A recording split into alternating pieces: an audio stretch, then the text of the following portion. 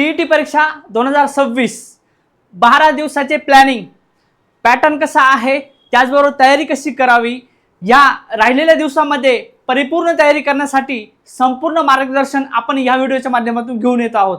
Video शेवटपर्यंत नक्की बघा।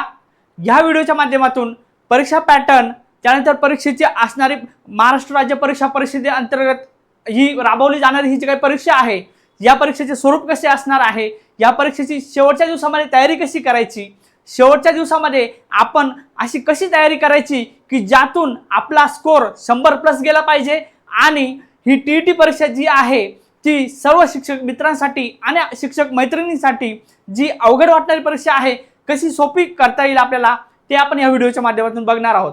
या व्हिडिओमध्ये साधारणपणे आपण सर्व विषयांची माहिती, त्याचबरोबर मॉक टेस्ट, त्याचबरोबर शेवटच्या 10 ते 12 दिवसामध्ये आपण कसा सराव करायचा आहे, कशी उजळणी करायची की आपली संपूर्ण विषयांची रिव्हिजन होईल आणि रिव्हिजनातून आपल्याला तो टॉपिक जो आहे तो परिपूर्ण लक्षात राहील, त्यासाठी आपल्या टीईटी टेट या फॅक्टरीवर बाळासाहेब शिंदे सर यांच्या मार्गदर्शनासह कशी तयारी करता येईल ते आपण या व्हिडिओच्या माध्यमातून बघूया।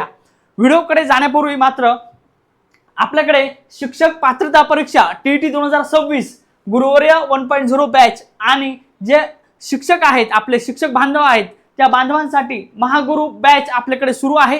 या बॅच मध्ये पेपर 1, पेपर 2 आणि पेपर 1 आणि 2 या दोन्हीची परिपूर्ण तयारी करण्यासाठी आपल्याकडे बॅच सुरू आहे। बॅचला एनरोल करण्यासाठी द विनर स्टडी सेंटर या ॲपला व्हिजिट करा आणि टीईटी टेट सीटीटी फॅक्टरीला नक्की फॉलो करा। आणि ज्या विद्यार्थ्यांनी सीटीटीचा फॉर्म भरला आहे त्या विद्यार्थ्यांसाठी सुद्धा आपल्याकडे लाईव्ह प्लस रेकॉर्डेड स्वरूपाची बॅच आहे पेपर 1 आणि पेपर 2 साठी। आत्ताच द विनर स्टडी सेंटर हे ॲप डाउनलोड करा आणि नक्कीच बॅचला एनरोल करा।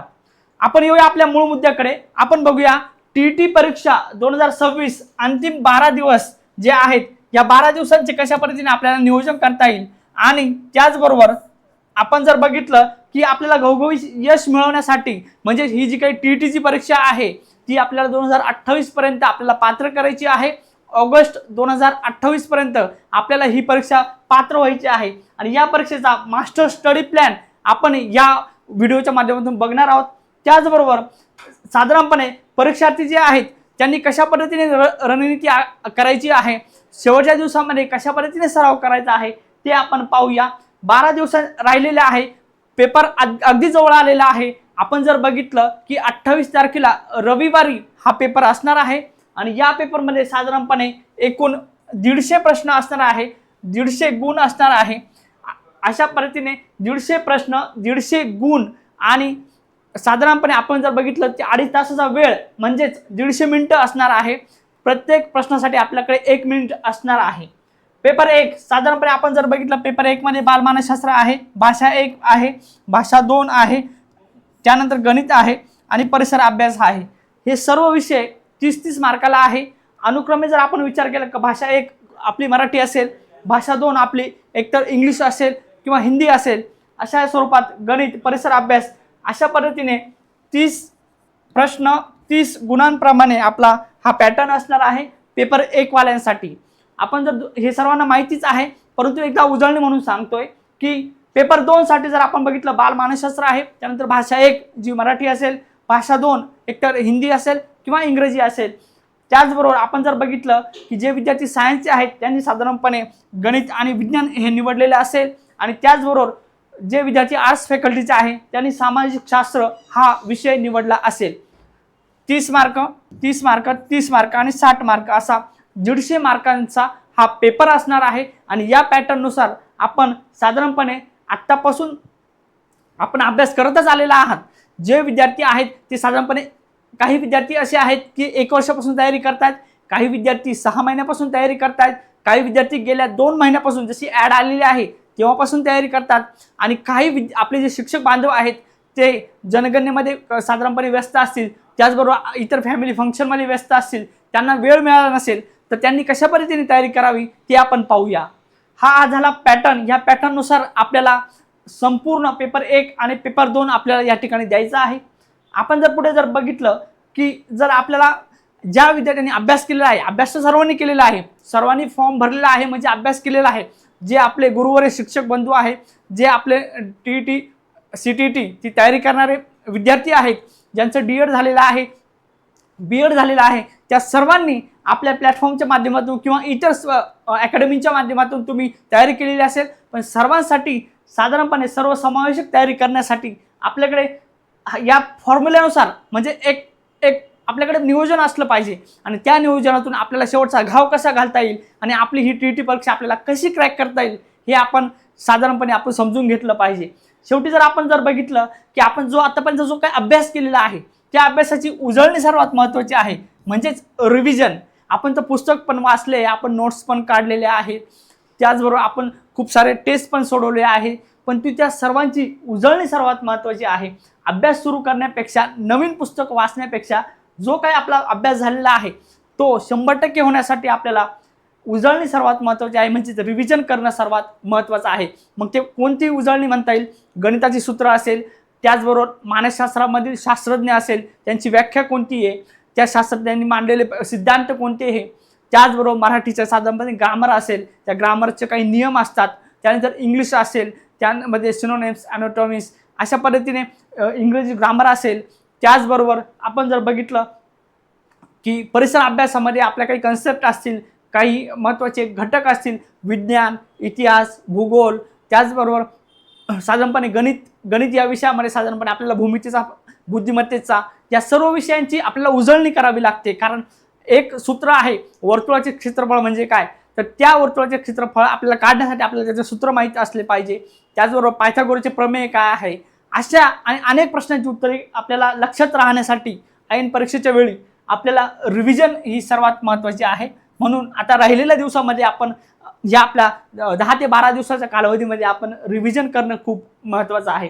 त्यानंतर पुढे जर आपण बघितलं सराव, वेळेचे नियोजन करून मॉक टेस्ट सोडवणं सर्वात महत्त्वाचं आहे, की जो पेपर आपल्याला 28 तारखेला येणार आहे त्याच पद्धतीचा पेपर आपण टाइम लावून सोडवणं आवश्यक आहे, की जेणेकरून आपण त्या सर्व एन्व्हायरमेंटशी आपण आपला सराव होऊन जाईल आणि प्रश्न कसे येतात, कशा पद्धतीने आपल्याला वेळेचं नियोजन करता येईल ते आपल्याला या माध्यमातून, प्रॅक्टिसच्या माध्यमातून आपल्याला नक्कीच करता येईल। त्यानंतर पुढे जर आपण जर बघितलं की आपला ह्या राहिलेल्या 12-13 दिवसांमध्ये आपण नेमकं काय करायचं आहे, आपण बघतोय की दिवस आपल्याला पहिल्या 4 दिवसामध्ये साधारणपणे आपण बालमानसशास्त्र असेल, अध्यापनशास्त्र असेल, त्याचबरोबर भाषा असेल, आपली मराठी असेल, हिंदी असेल, इंग्लिश असेल, त्या 3 भाषापैकी आपल्या ज्या 2 भाषा आहेत त्या 2 भाषांचा चांगला अभ्यास करायचा आहे। कारण पेपर 1 असेल किंवा पेपर 2 असेल, आपल्याला भाषा ही आहेच आहे। पेपर 1 असेल किंवा पेपर 2 असेल किंवा दोन्ही पेपर असेल तर बालमानसशास्त्र हा विषय कॉमन आहे, म्हणून बालमानसशास्त्रामध्ये आपल्याला खूप चांगले मार्क्स मिळवणे आवश्यक आहे। ज्या विद्यार्थ्यांचा पेपर 1 असेल त्यांना बालमानसशास्त्र आहे, पेपर 2 असेल त्यांना बालमानसशास्त्र आहे, आणि जे विद्यार्थी आपले ग्रॅज्युएशन प्लस झालेले आहेत, ज्या विद्यार्थ्यांना 1ली ते 8वी पर्यंतचा आपल्याला TET पेपर 1 पेपर 2 पास करायचा आहे त्यांच्यासाठी बालमानसशास्त्र हा विषय सर्वात महत्त्वाचा आहे। इथे जर आपल्याला 30 पैकी साधारणतः 22 ते 25 मार्क्स पडले तर आपला स्कोर 100+ मॅक्झिमम आपला जो काय कट ऑफ आहे साधारणपणे ओपनसाठी 90 मार्क्स आणि कॅटेगरीसाठी 82 मार्क्स, या कट ऑफवर न थांबता एक 100+ मार्क्स घेऊन आपण ही TET परीक्षा अत्यंत चांगल्या पद्धतीने उत्तीर्ण होऊ शकता। त्यानंतर आपण जर पुढे बघितलं मुख्य विषय आपले काय आहे, पेपर 1 आणि पेपर 2 नुसार साधारणपणे आपण सराव प्रश्न सोडवले पाहिजे। त्याचबरोबर किमान रोज एक, आता जे राहिलेले दिवस आहे त्यामध्ये आपण परीक्षेची तयारी करण्यासाठी किमान एक संपूर्ण प्रश्नपत्रिका वेळेचे काटेकोर नियोजन पाळून, म्हणजेच आपली जे काय 2.5 तासाचा जो काही वेळ आहे तो वेळ लावून 150 प्रश्न 150 गुणांसाठी आणि 150 मिनिटं आपण एक शांतपणे बसून एक प्रश्नपत्रिका जी काही PYQ आहे आपले साधारणपणे 2013 पासून तर 2025 पर्यंतचं त्यांची ते रिव्हिजन तर केलीच पाहिजे, परंतु आपल्या प्लॅटफॉर्मवर सुद्धा खूप चांगल्या पद्धतीने टेस्ट सिरीज उपलब्ध आहे, त्या टेस्टचा सराव करणे आवश्यक आहे। त्यानंतर पुढे जर आपण बघितलं साधारणपणे विषयनिहाय तयारी आपण कशी करायची आहे, आपण सुरुवातीला काय करायचं आहे, पेपर 1 वाल्यांसाठी साधारणपणे गणित आणि परिसर अभ्यास या विषयावर त्यांनी आता राहिलेल्या दिवसामध्ये फोकस करायचा आहे। त्यानंतर आपण जर बघितलं गणितमध्ये साधारणपणे सूत्र असेल, त्यानंतर परिसर अभ्यासमध्ये साधारणपणे संकल्पना असेल। पेपर 1 वाल्यांसाठी आपण जर बघितलं गणितामधले सूत्र आपली पाठ असली पाहिजे, त्यानंतर आपले पाढे, त्यानंतर वर्ग, घन ह्या गोष्टी आपल्या पाठ असल्या पाहिजे, मूळ संख्या असेल, संयुक्त संख्या असेल, या सर्व गोष्टी आपल्या गणितामध्ये पाठ असल्या पाहिजे. त्यानंतर परिसर अभ्यासामध्ये साधारणपणे आपल्या संकल्पना, इतिहास असेल, भूगोल असेल, अर्थशास्त्र असेल, राज्यशास्त्र असेल, विज्ञान असेल, यांच्या आपल्या संकल्पना आपल्या लक्षात आली की तर आपल्याला त्याचे उदाहरणं येतात. मग उदाहरणं लक्षात राहिली तर त्यानुसार अनुषंगानेच आपल्याला महाराष्ट्र राज्य परीक्षा परिषद आपल्याला प्रश्न विचारत असते. म्हणून परिसर अभ्यासाच्या संकल्पना आपल्याला ह्या राहिलेल्या दिवसामध्ये आपल्याला क्लिअर करता येईल. त्याचबरोबर ज्या विद्यार्थ्यांचा उच्च प्राथमिक स्तर आहे, पेपर 2 आहे, त्यांनी प्रामुख्याने ज्या विद्यार्थ्यांनी गणित विज्ञान घेतलेलं आहे त्या विद्यार्थ्यांनी गणित विज्ञान 60 मार्काला आहे, म्हणून 60 मार्काची तयारी खूप चांगल्या पद्धतीने करायची की जेणेकरून आपल्याला 150 पैकी आपला चांगला स्कोर या ठिकाणी होईल. त्याचबरोबर ज्या विद्यार्थ्यांनी सामाजिक शास्त्र हा विषय घेतलेला आहे, हा विषय सुद्धा 60 मार्काला असणार आहे, म्हणून 150 पैकी 60 मार्कांच्या स्कोरवर, म्हणजे जर एखाद्या विद्यार्थ्याला 60 पैकी 50 मार्क्स मिळाले किंवा 45+ मार्क्स मिळाले तर पुढे त्याला 90+ मार्क मिळवण्यासाठी खूप चांगलं सहकार्य मिळू शकतं. म्हणून ह्या जो विषय आहे, ह्या विषयामध्ये आपल्याला खूप चांगले मार्क्स मिळवण्याची संधी आहे, म्हणून चांगला स्कोर आपल्याला या परीक्षेमध्ये आपला होऊ शकतो. म्हणून अशा पद्धतीने पेपर 1 आणि पेपर 2 साठी ह्या विषयांची परिपूर्ण तयारी आपण खूप राहिलेल्या दिवसामध्ये आपण करणे आवश्यक आहे. त्याचबरोबर बालमानसशास्त्र असेल, भाषा व्याकरण असेल, या घटकांची रिव्हिजन करणं खूप गरजेचं आहे. त्यानंतर आपण बघितलं शेवटच्या टप्प्यामध्ये कोणत्या चुका आपल्याला करायच्या नाही. ह्या आपण आपल्या परीक्षेचा पॅटर्न कळायला आपण अभ्यास पण केलेला आहे, परंतु एक आपल्या मिस्टेक्स होतात, त्या मिस्टेकच्या माध्यमातून आपले मार्क्स कमी होतात. आणि ज्या विद्यार्थ्यांना आपण बघितलं की मागील 10 ते 12 वर्षापासून ही TET परीक्षा होत आहे, एक मार्कांवरून अगदी विद्यार्थी क्वालिफाय होण्यापासून राहिलेले आहेत, त्यांना प्रमाणपत्र पण मिळत नाहीये. पण आणि आता सर्वोच्च न्यायालयाने तर ही परीक्षा कंपल्सरी केलेली आहे, म्हणून एक आपल्या चुका होणार नाही, ज्या मायनर चुका होणार नाही त्यासाठी आपण काय केलं पाहिजे बघा. आत्ता वेळ खूप कमी आहे, म्हणून नवीन पुस्तके वाचत बसणे आता आपल्याला होणार नाही, कारण एक तर आपल्याकडे टाइम पण नाही आहे आणि आपलं पुस्तक वाचून पण होणार नाही आहे. परंतु आपण त्याची रिव्हिजन करू शकतो. त्या पुस्तकातले साधारणपणे ज्या POQ आहेत त्यांचं ॲनालिसिस आपण करू शकतो. त्यानंतर आपण केवळ पुस्तकाचे वाचन करत राहणे हे आता बरोबर नाही. आता उजळणी करण्याचा वेळ आहे, आता मॉक टेस्ट करण्याचा वेळ आहे, म्हणून वेळ खूप कमी आहे. त्यामुळे जास्तीत जास्त टाईम हा आपल्या रिव्हिजनकडे आणि आपल्या मॉक टेस्टकडे सर्वांनी द्यायचा आहे. त्यानंतर एखाद्या कठीण प्रश्नावर जास्त वेळ वाया घालवणे आता परवडणारे नाही. किंवा गणिताचा एखादा टॉपिक असेल, तो आपल्याला समजतच नसेल, आपण त्याचे लेक्चर पण केलेले, आपण त्याचा अभ्यास पण केलेला आहे, परंतु तो आपल्या लक्षात येत नसेल तर त्यासाठी आपला जास्त वेळ घालवणे आता परवडणारे नाही, कारण वेळ खूप कमी राहिलेला आहे. आपला 28 तारखेला रविवारी पेपर आहे आणि आपण एखादा टॉपिक घेऊन जास्त वेळ बसलो तर आपले बाकीचे टॉपिक मिस होऊन जातील किंवा रिव्हिजन राहून जाईल. म्हणून आता एखाद्या टॉपिकवर जास्त वेळ घालवायचा नाही. त्यानंतर आपण काय करायचं बघा, मागील वर्षाच्या प्रश्नपत्रिका PYQ जे आहेत ते आपण ॲनालिसिस करायचे आहे. त्याचबरोबर टेस्ट सिरीज सोडवायच्या आहे. त्यानंतर दुसरं आपण मॉक टेस्टद्वारे प्रत्यक्ष सराव करायचा आहे. आपण ज्यावेळेस मॉक टेस्ट सोडवली तर त्यामध्ये जे काही पर्याय आहे त्या पर्यायांचा सुद्धा अभ्यास करायचा आहे. म्हणजे 4 पर्याय असतात, एक प्रश्न त्याला 4 पर्याय असतात, त्या पर्यायांवर पुढचा प्रश्न बनत असतो. म्हणून मॉक टेस्टद्वारे प्रत्यक्ष आपल्याला त्या पर्यायांचा सुद्धा सराव करायचा आहे की जेणेकरून कसाही प्रश्न बनला तर आपल्याला या ठिकाणी आपल्याला साधारणपणे आपलं उत्तर येईल. त्याचबरोबर सोपे प्रश्न आधी सोडून वेळेची बचत करायची आहे. तुम्ही मॉक टेस्टपासूनच साधारणपणे आत्तापासूनच तुम्ही ज्या काही फुल लेंथ टेस्ट सोडवणार आहात त्याची साधारणपणे तयारी कशी करायची की सोपे प्रश्न आधी सोडवायचे आहेत. की 150 मार्काचा प्रश्न 150 मार्काचा पेपर आहे आणि त्यातले साधारणपणे 70 ते 75 प्रश्न हे माझ्या ओळखीचे आहे, हे मला वन लाइनर आहे, अशा पद्धतीने मला माझ्या संकल्पना पण चांगल्या आहेत. हे मार्क्स आधी आपण आपले मिळवायचे आहेत की जेणेकरून टाईम जर मला पुरला नाही तर जे मला येत होतं ते माझ्याकडून मिस होणार नाही. म्हणून पास होण्यासाठी सर्वात महत्त्वाचं काय आहे, जे सोपे प्रश्न आहे किंवा जे माझा अभ्यास त्या विषयाचा चांगला झालेला आहे त्या विषयामध्ये तो विषय सुरुवातीला घेऊन ती मार्क्स सुरुवातीला मिळवून घेणे किंवा त्या पद्धतीने साधारणपणे आपण जर बघितलं की 4 ऑप्शन असतात आणि ते आपल्याला गोळे भरायचे असतात आणि ते आपल्याला राहणार नाही. आपला प्रश्न वाचण्याचा किंवा आपल्याला तो गोळा भरायचा असतो, ज्या पद्धतीने असं आपल्याला टिक करावं लागतं. यासाठी आपल्याला खूप वेळ जातो. आपण म्हणतो की आपल्याला यासाठी वेळ जात नाही, परंतु आपण जर बघितलं 150 मिनिटापैकी कमीत कमी 15 मिनिटं यासाठी जातात आपले, कारण आपल्याला गोळा भरायचा असतो. 4 ऑप्शन दिलेले असतात, त्यापैकी एक जो ऑप्शन असतो तो आपल्याला रफ करायचा असतो अशा पद्धतीने करून आपल्याला याचा पण सराव करायचा आहे। म्हणून मॉक टेस्टतून आधी सोपे प्रश्न सोडून घ्यायचे की जेणेकरून त्यांचा मार्क्स आपल्याला नक्कीच मिळतील। त्यानंतर पुढे जर आपण बघितलं वेळ आणि जोखमीचे व्यवस्थापन कसे करायचे आहे, आपल्याकडे काय आहे 150 प्रश्न आहे, 150 गुण आहे।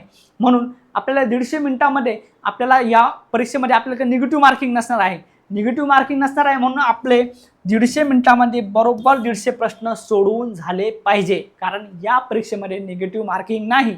म्हणून 150 पैकी 150 प्रश्न जर सोडवले ना की मला 150 पैकी मला गुण मिळणार आहे हे फिक्स होऊन जातं।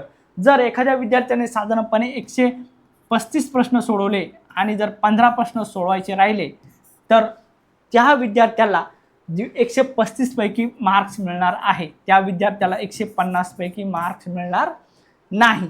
म्हणून सुरुवातीलाच वेळेचं नियोजन 30 मार्काचा जो विषय आहे, समजा मराठी 30 मार्क आहे तर तो सोपा आहे तर मी 25 मिनिटांमध्ये तो कंप्लीट करेल।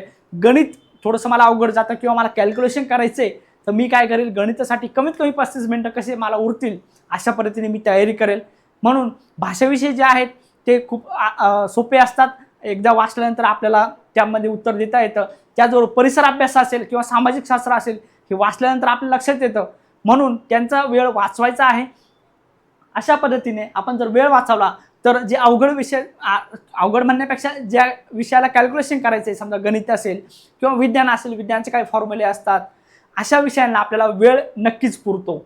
म्हणून वेळेचे नियोजन खूप चांगलं करायचे आहे, निगेटिव्ह मार्किंग नसणार आहे म्हणून सर्व प्रश्न सोडवायचे आहेत। या ठिकाणी एका प्रश्नाला 1 मिनिट आहे, अशा पद्धतीने गणितासाठी जास्त वेळ आपल्याला सेव्ह करायचा आहे। आपण जर त्यानंतर आपण बघितलं लॉजिक कसा वापरायचे, प्रश्न व्यवस्थित वाचायचा आहे। प्रश्नामध्ये काय असतं बघा, प्रश्नातील आहे किंवा नाही हे प्रश्न हे जे शब्द असतात ते शेवटी असतात प्रश्नाच्या, हे नीट वाचायचे आहेत। त्याचबरोबर आपल्याला योग्य विधान विचारलंय की अयोग्य विधान विचारलंय या शब्दांवर विशेष लक्ष द्यायचं आहे। आपल्याकडे जर पेन असेल किंवा पेन्सिल असेल आपल्याकडे तर या शब्दांवर अशा पद्धतीने अंडरलाईन करून की आपल्याला खालील विधानापैकी कोणतं योग्य विधान आहे ते विचारलं आहे की अयोग्य विधान आहे ते विचारलं आहे, या शब्दांवर विशेष लक्ष द्यायचं आहे। प्रश्न नीट वाचायचा आहे, घाई करायची नाहीये, कारण या शब्दावर आहे किंवा नाही, बरोबर की चूक, त्यानंतर योग्य की अयोग्य, या खालील विधानांपैकी अयोग्य विधान कोणतं ते निवडा, म्हणजेच अयोग्य म्हणजे बरोबर विधान निवडा, अशा पद्धतीचा अर्थ घ्यायचा नाहीये। साधारणपणे योग्य विधान कोणते असं विचारलं तर योग्य म्हणजे बरोबर विधान, अयोग्य म्हणजे चुकीचं विधान। त्याचबरोबर आता आहे म्हणजे एखाद्या संकल्पनेमध्ये एखाद्या शास्त्रज्ञाची व्याख्या आहे तर ही कोणत्या शास्त्रज्ञाची व्याख्या आहे किंवा नाही, अशा पद्धतीनं कन्फ्युजन क्रिएट केलं जातं प्रश्नपत्रिकेमध्ये। म्हणून अशा शब्दांवर आपल्याला विशेष लक्ष द्यायचे आहे।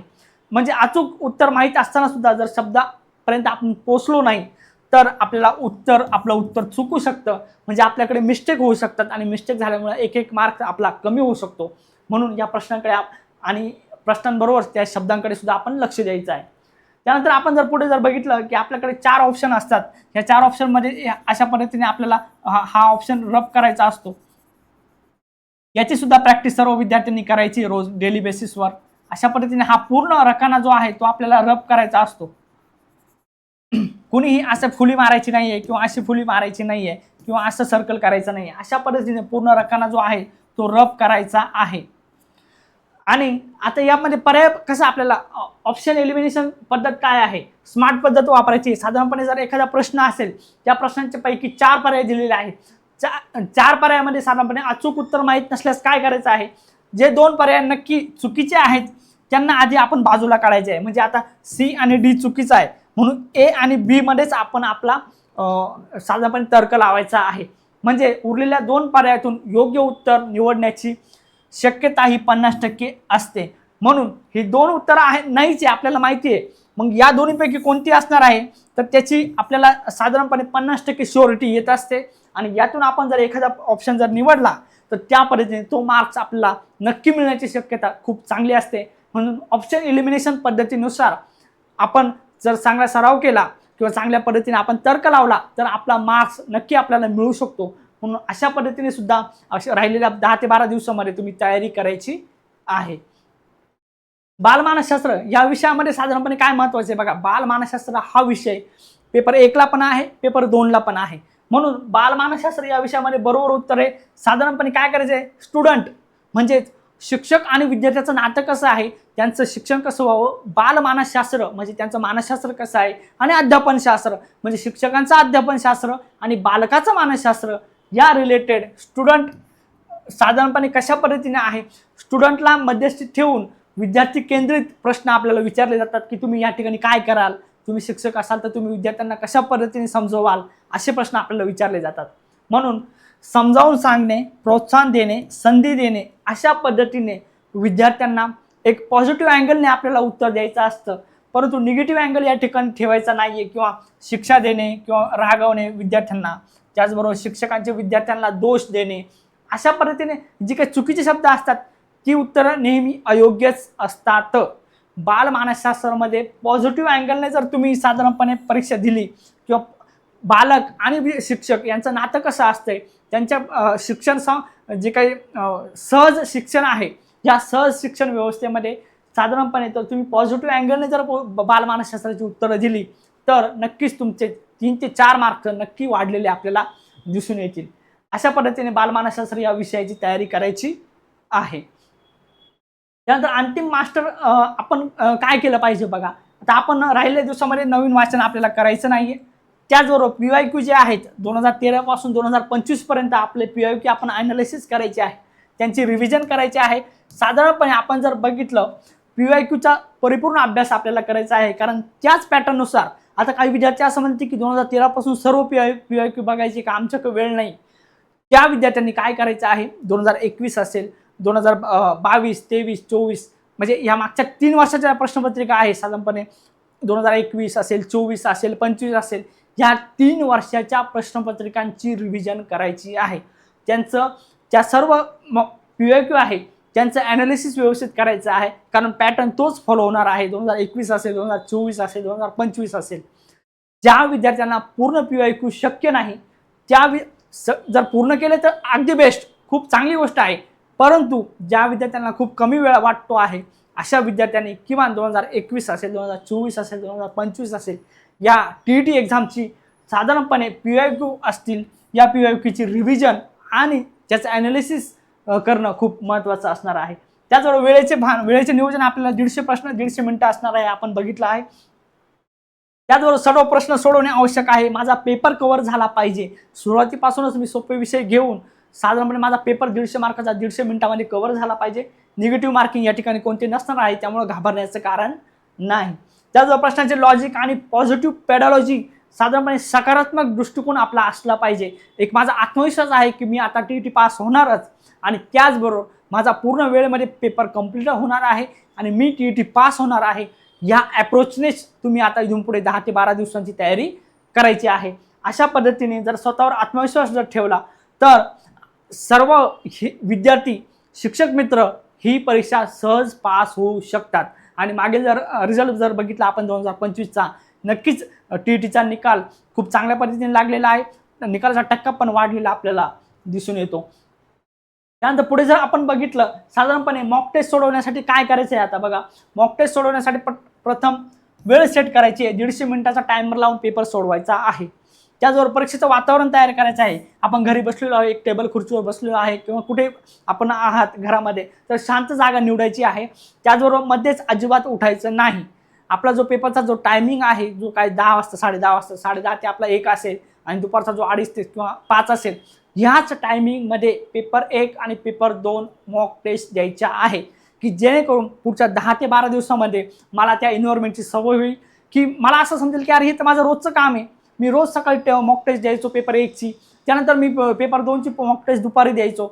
अशा पद्धतीने मला यूज टू होईल, मला त्या एन्व्हायरमेंटची सवय होईल आणि सवय झाली तर साधारणपणे आपल्याला वेळेचं नियोजन करता येईल आणि आपल्याला परीक्षेचं वातावरण घरी क्रिएट करून 10 ते 12 दिवसामध्ये आपल्याला कळेल की हे तर माझं रोजचं काम आहे, मी रोज पेपर देतोय आणि मग पेपरला गेल्यानंतर आपल्याला एकदम 2 पेपरचं बर्डन येणार नाही. अशा पद्धतीने परीक्षेचं वातावरण तयार करायचं आहे, मध्ये कोणताही डिस्टर्ब होऊ द्यायचा नाही. त्याचबरोबर टेस्ट झाल्यानंतर सखोल ॲनालिसिस करायचं आहे. समजा माझी 150 मिनिटांची टेस्ट असेल, त्यानंतर कमीत कमी 1 तास माझं कुठं चुकलं किंवा मला कोणत्या विषयावर टॉपिकवर मला तयारी करण्याची आवश्यकता आहे, किंवा कोणतं सूत्र मला आठवलं नाही, कोणते व्याख्या मला आठवले नाही, कोणती कन्सेप्ट मला आठवली नाही, त्या ठिकाणी लगेचच आपण त्याचं ॲनालिसिस केलं पाहिजे की जेणेकरून तोच प्रश्न जर परीक्षेला आला तर आपला मार्क्स जाणार नाही. अशा पद्धतीने आपली तयारी आपण या ठिकाणी करायची आहे. आणि त्याचबरोबर सर्व विद्यार्थ्यांनी 100+ मार्क्सचं टार्गेट ठेवायचं आहे की जेणेकरून आपलं जे मेरिट आहे, मेरिट प्लस आपलं मार्क्स किंवा आपल्याला जो काही कट ऑफ दिलेला आहे 82 असेल 90 असेल ते आपण क्रॉस करून चांगले मार्क्स मिळवून ही TET परीक्षा उत्तीर्ण होऊ शकतो. साधारणपणे बालमानसशास्त्र 25+ असेल, मराठी भाषा असेल 20+ किंवा 25+ असेल, गणित ज्यांनी पेपर 2साठी गणित घेतला आहे त्यांना 35 ते 40+ मार्क्स मिळवायला पाहिजे. त्याचबरोबर ज्यांनी भाषा हिंदी घेतली असेल किंवा इंग्लिश घेतली असेल अशा विद्यार्थ्यांनी साधारणपणे ह्या पद्धतीने मार्कांची जर नियोजन केलं आपल्याला यापेक्षा अधिक मार्क्स जर मिळाले तर खूप चांगलं आहे. आणि त्याच पद्धतीने जर आपण जर प्रत्येक विषयाचं परिपूर्ण नियोजन केलं तर निश्चितच तुम्ही TET नक्की पास होऊ शकता. अशा पद्धतीने हे नियोजन तुम्ही करायचं आहे. आपल्याकडे साधारणपणे आपण जर बघितलं आपल्या TET, टेट, CTT फॅक्टरीवर बाळासाहेब शिंदे सर यांच्या मार्गदर्शनामध्ये साधारणपणे आजपासून महामॅरेथॉन होणार आहे. आता तुम्ही म्हणाल की सर तुम्ही एवढं तर सांगितलं की तुमच्या अकॅडमीकडून काय असणार आहे किंवा तुमच्याकडून आम्हाला कसं मार्गदर्शन असणार आहे शेवटच्या 10 ते 12 दिवसापासून. आजपासूनच साधारणपणे मानसशास्त्र या विषयामध्ये परिपूर्ण मार्गदर्शन साधारणपणे हे सुरासे सर आपल्याला घेऊन येत आहे. आज संध्याकाळी 7 वाजता साधारणपणे सर्वांनी ह्या यूट्यूब प्लॅटफॉर्मवर जॉईन व्हायचं आहे. सर्वांसाठी यूट्यूब प्लॅटफॉर्मवर अगदी फ्री म्हणजे महामॅरेथॉन असणार आहे. आजपासूनच TET 2026ची परिपूर्ण तयारी करण्यासाठी आणि सर्व विषयाचं पूर्ण अवलोकन करण्यासाठी आपल्याकडे महामॅरेथॉन सुरू होत आहे. सर्वांनी या व्हिडिओसाठी किंवा या मार्गदर्शनासाठी नक्की जॉईन व्हायचं आहे. त्यानंतर पुढे जर बघितलं आपण आज पुढे साधारणपणे 9 वाजता साधारणपणे शरद सरांचं सुद्धा मार्गदर्शन आपल्याकडे असणार आहे.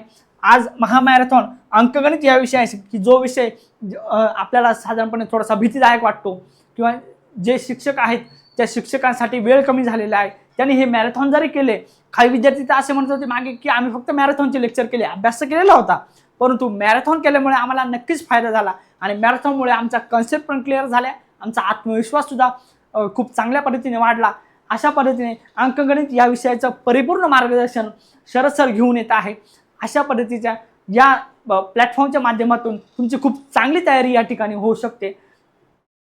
त्यानंतर जे आपले विद्यार्थी आहेत साधारणपणे त्यांच्यासाठी साधारणपणे TET महाग्रंथ हे पुस्तकसुद्धा असणार आहे. या पुस्तकाच्या माध्यमातून सर्व विषयाचं संपूर्ण मार्गदर्शन या TET परीक्षेचं सर्वसमावेशक तयारी कशी करावी हे आपल्या TET, टेट, CTT फॅक्टरीवर बाळासाहेब शिंदे सर यांच्या मार्गदर्शनासह हे पुस्तक तयार झालेलं आहे. जे विद्यार्थी बॅचला एनरोल होतील किंवा बॅचला ॲडमिशन घेतील त्यांच्यासाठी हे पुस्तक पूर्णपणे फ्री असणार आहे. आणि या पुस्तकामध्ये साधारणपणे सर्व प्रश्नांचा समावेश, PYQचा समावेश, आजपर्यंत झालेल्या सर्व प्रश्नपत्रिकांचा उत्तरासहित समावेश या ठिकाणी केलेला आहे. सर्व घटकांची परिपूर्ण तयारी, आकलनक्षम आणि सोपी मांडणी असलेले हे पुस्तक आहे. हे पुस्तक तुम्ही नक्कीच परचेस करू शकता आणि हे पुस्तकातून सुद्धा राहिलेल्या 10 ते 12 दिवसातून खूप चांगली तयारी या ठिकाणी तुम्ही करू शकता. त्यानंतर अशा पद्धतीने हा जर व्हिडिओ जर तुम्हाला आवडला असेल तर नक्की लाईक करा आणि जे विद्यार्थी मित्र आपली TETची तयारी करतायत किंवा CTTची तयारी करतायत त्यांना मार्गदर्शन पर आपण नक्कीच हा व्हिडिओ शेअर करा. अधिक माहितीसाठी ह्या दिलेल्या नंबरवर नक्की संपर्क करा आणि बाळासाहेब शिंदे सर यांच्या मार्गदर्शनासह TET, टेट, CTT फॅक्टरीला नक्की जॉईन करा. धन्यवाद.